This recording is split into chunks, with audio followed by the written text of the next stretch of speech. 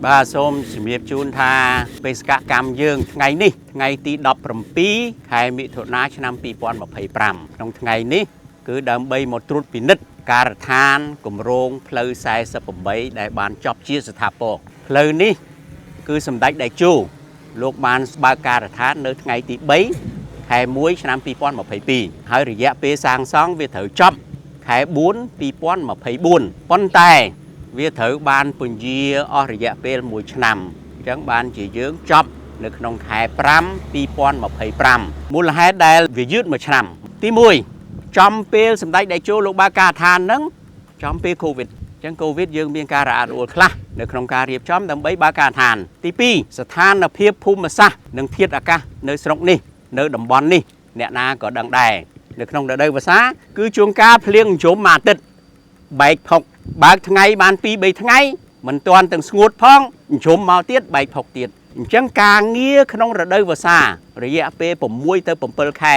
បើសិនជានៅតំបន់ផ្សេងប្រហែលជា6ខែនៅនេះយ៉ាងតិច7ខែបាទធ្វើការយ៉ាងច្រើនបាន2ទៅ3ខែទេចំពោះបញ្ហាបច្ចេកទេសគឺវាមានប្រវត្តិអញ្ចេះ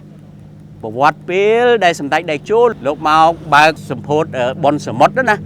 លោកក៏បានមើលផ្លូវហ្នឹងទៅលោកថាបើជ្រុលជាធ្វើ2ឡែនហើយធ្វើ4បណ្ដោយទៅព្រោះសក្តានុពលសេដ្ឋកិច្ចនៅតំបន់នេះនឹងកើនឡើងសម្បើមយើងក៏បានយកអនុសាសន៍របស់លោកយកទៅពិចារណាគិតគូរជាមួយនឹងទីប្រឹក្សាបច្ចេកទេសដើម្បីគិតគូរថាបើសិនជាបដូរពី2កន្លង2ឡែនឬ2កន្លងហ្នឹងណាទៅជា4កន្លងអស់លុយប៉ុន្មានក៏ចប់ទី1ដែលយើងខ្ចីបានគឺតែ67លាននេះសម្រាប់2កន្លងហ្នឹងប៉ុន្តែដល់យោងតាមអនុសាសន៍របស់សម្ដេចតេជោលោកចង់ពង្រីកទៅជា4កន្លងយើងឲ្យគិតមើលទៅអស់225លានដុល្លារអញ្ចឹងក្រមបច្ចេកទេសរបស់កូរ៉េជាមួយនឹងក្រមការងារក្រសួងសាធារណការបានពិចារណាហើយធ្វើការគូសប្លង់ល្អិតល្អន់ទៅថាអញ្ចឹងយើងពង្រីក4កន្លងតែទីតាំងសំខាន់4កន្លង5ទីតាំងប្រវែង30គីឡូ2កន្លងប្រវែង118គីឡូអញ្ចឹងយើងសម្រួលតាមនឹងហើយយើងក៏បានស្នើបានកម្ចីបន្ថែមពីខាងភាគីកូរ៉េបាន20លានថែមទៀតដូច្នេះថវិកាដែលយើងប្រើប្រាស់នេះគឺ87លានថវិកា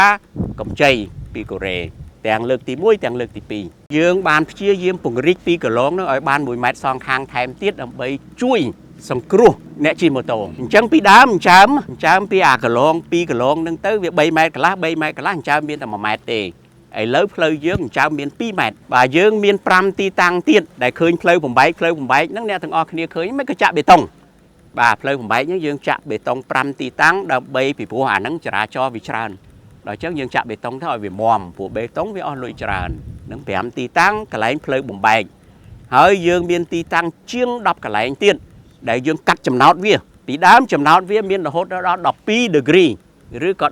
12% ភាគរយណាឥឡូវយើងកាត់នៅក្រោម8% ទាំងអស់អញ្ចឹងមានន័យថាម៉េចមានន័យថាផ្លូវនេះបើសិនជាឡានធំដឹកធ្ងន់តែកុំដឹកលើសធ្ងន់ដឹកធ្ងន់បានហើយកុំដឹកលើសធ្ងន់បាទគាត់អាចឡើងបានស្រួលក្រោម8% ទាំងអស់ចំណោតណាហើយនៅអាកន្លែងដែលឃើញឡើងចំណោតនោះយើងឃើញមានកន្លងបេតុងមកកន្លងទៀតណាដែលគេយើងចាក់អមហ្នឹងយើងហៅ climbing land អាហ្នឹងជាកន្លងជំនួយសម្រាប់ឲ្យឡានធ្ងន់ហ្នឹងក៏អែបគៀនឡើងកើមទៅហើយឡានតូចហ្នឹងគេវ៉ាទៅហើយកន្លែងដែលយើងកាត់អាកោងហ្នឹងអាហ្នឹងហើយដែលយើងបន្ថយនៅពី150នៅសល់148គីឡូយើងកាត់អាកោងគ្រោះថ្នាក់ខុសបច្ចេកទេសហ្នឹង60ទីតាំងអរគុណដល់ប្រជាពលរដ្ឋទាំងអស់ដែលនៅតាមដងផ្លូវហើយក៏សូមអរគុណដែរថាគាត់បានផ្ដល់កិច្ចសហការបើតិចច្រើនក៏មានល្អូខ្លះដែរតាមពិតវាមិនអត់ទេប៉ុន្តែកាលណាគាត់ល្អូយើងក៏ខំចាត់ការជាក់ស្ដែងបន្ទាន់ជូនគាត់រថយន្តមួយចំនួនដែលវាមកបំផ្លាញផ្លូវរបស់យើងក្រុមគិតតែផលប្រយោជន៍ខ្លួនឯងប្រមាណអ្នកនេះមកបំផ្លាញផ្លូវជាតិតម្លៃរាប់រយលានដុល្លារ